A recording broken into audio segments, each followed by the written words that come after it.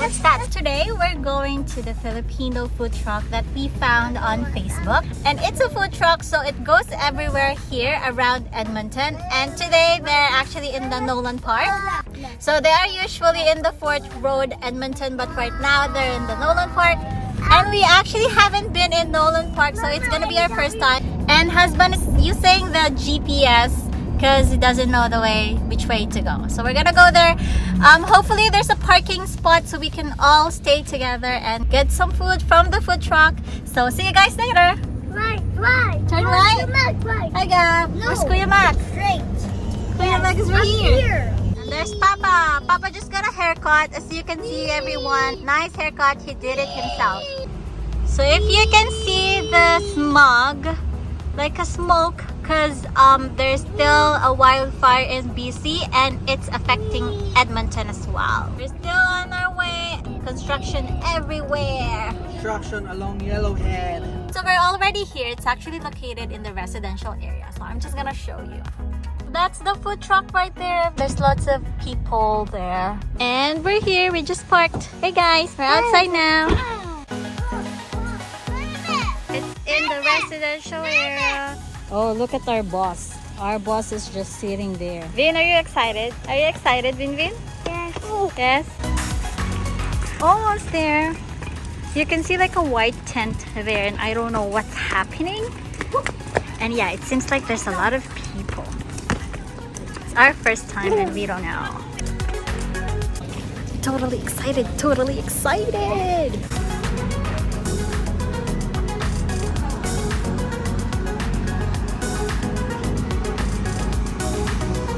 So yeah, everyone, we have different booths here and I don't know, I think they haven't completed it, but yeah, they're gonna be here until 8 p.m. today. We're gonna order scramble and kwek and what else pa? Sisig, that's what Papa said.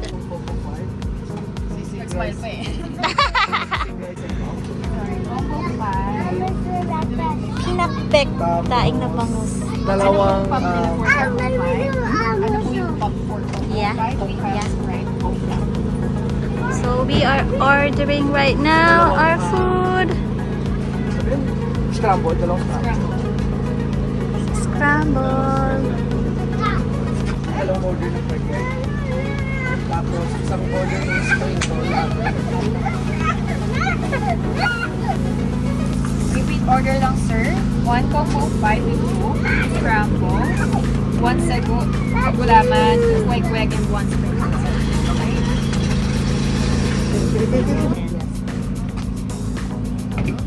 Kuya, yung kapal mo kuya. How do you like to pay po? Cash. Kuya Mac, are you sure only scramble? Yeah? I wanna try kwek too. We have lots spring rolls. Oh, you like spring rolls, Vin? McDonald's? You like McDonald's? Yes, I'm gonna eat a lot. So that's the food truck, everyone. 6A's and J food truck. They're also in Facebook, so they go everywhere here in Edmonton, so it's better to check their Facebook page first before going to, to like the usual place that they go to, because they may not be there. So it says here road closed because like they have like different booths that people can go to. Actually, it's actually our first time going into this neighborhood and it looks very quiet and peaceful. Okay, so we're waiting for the food. So we don't know where we're gonna eat. Where are we gonna eat pa? Oh, there's like a bench there. Okay, so we're gonna go on the other side. The name of the Right park there, is guys. Helen. The name of the park is what, pa? Helen Nolan Park, right? That's a very nice name. And I was actually expecting like a park. Like there's like playground, like something. But yeah, so we're just waiting for the food and we're gonna go on the other side. So if you want to send a box in the Philippines, then yeah, that's the company that we found here. I think everyone, those are our food right there on the counter. Yun natin si Papa getting the food! Whee! So that's the food, everyone. Yay! And we're gonna eat here. Yay! lagay muna natin sa cart. Lagay muna natin sa cart. Hey, be careful kasi may stick. Look, may stick. Be careful, okay? Whee! Hold your Oh, the food! Look at that! Yay, thank you po! Everyone, we're going now to the bench to eat! Yay!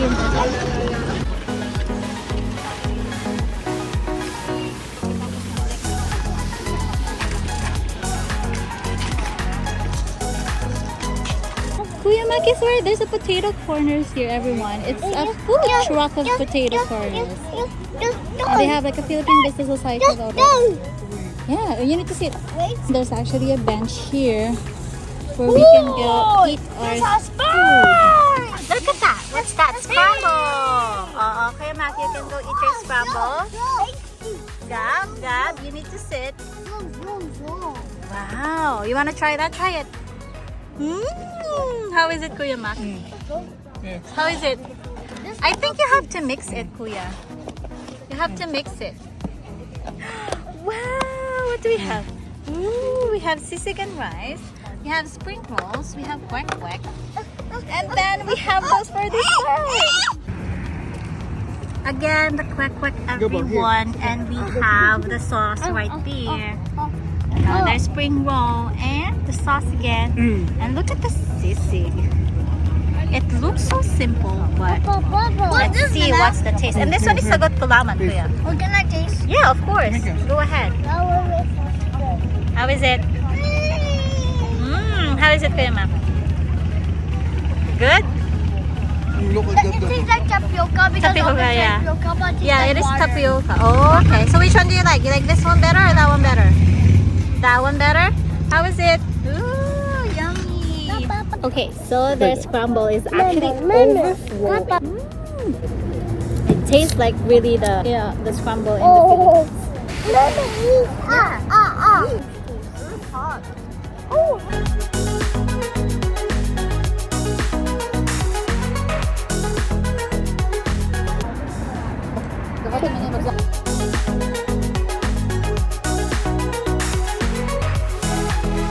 You want to try? Here.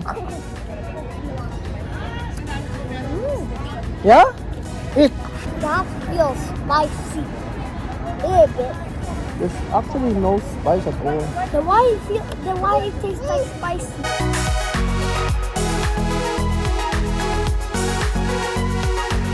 But gulaman. It's actually gulaman and the pearl. So guys, honest review. The quick is good, but the sauce is not complementing the quick. The spring roll is, I'm not sure. I have to It's taste it good later. for me. It's good for you. Good. The scramble, it tastes like scramble in Philippines. That's great. The sisig, for me, it's okay. The gulaman is great as well. It's not too sweet, so give a thumbs up for that one.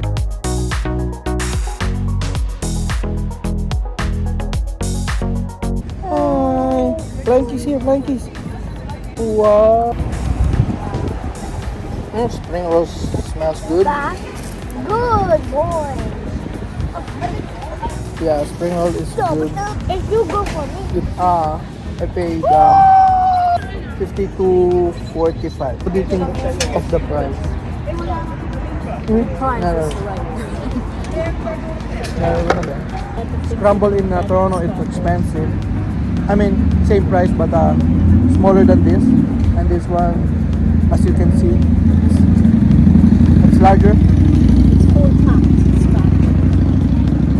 And it tastes better. New haircut. Look.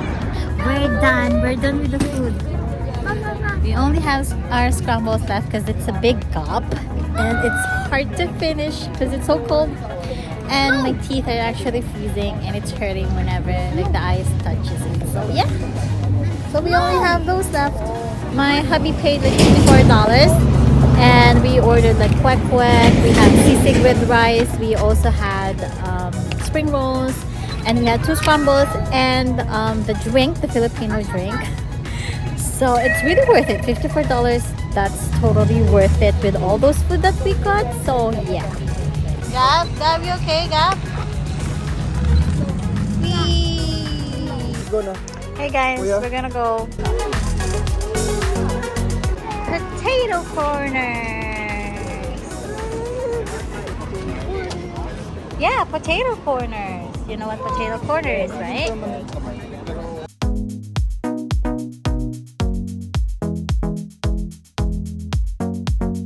So we're gonna try the shomai.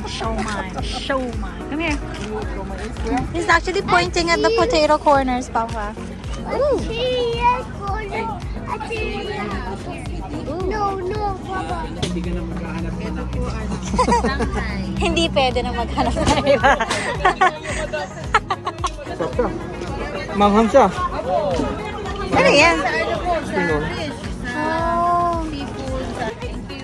Touch lang ha. Touch ha.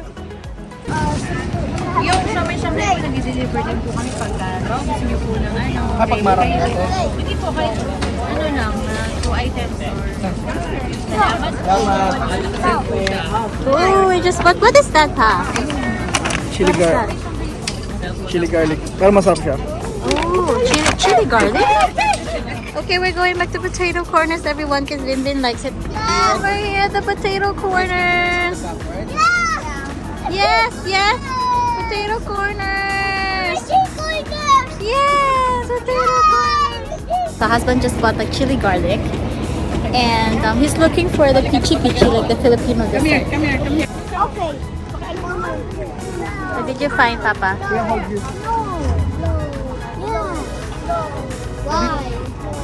No. Why? Fries? No fries. Okay, here. No. Ooh, what's that, Papa? Sapin.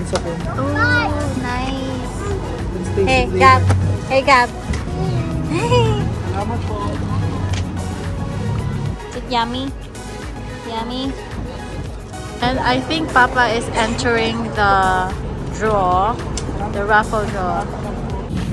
Hello everyone, so that's our experience in the Filipino food truck, and luckily there are different Filipinos booths as well.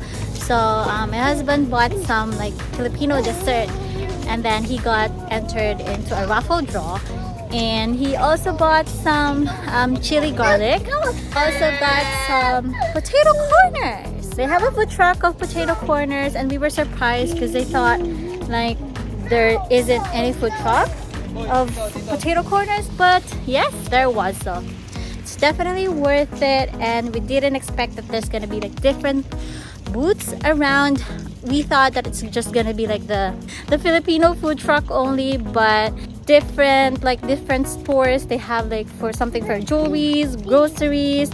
They have like air conditioning, and there's like if you send boxes or if you send money to Philippines, like different stores. So if you're Filipino, you might want to check out the A6NJ food truck. I actually don't remember. It's a great experience, and we're going to the car right now.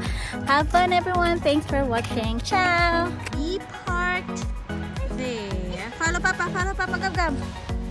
Follow Papa. Run. Let's go. I'll see you guys soon. Take care. Bye.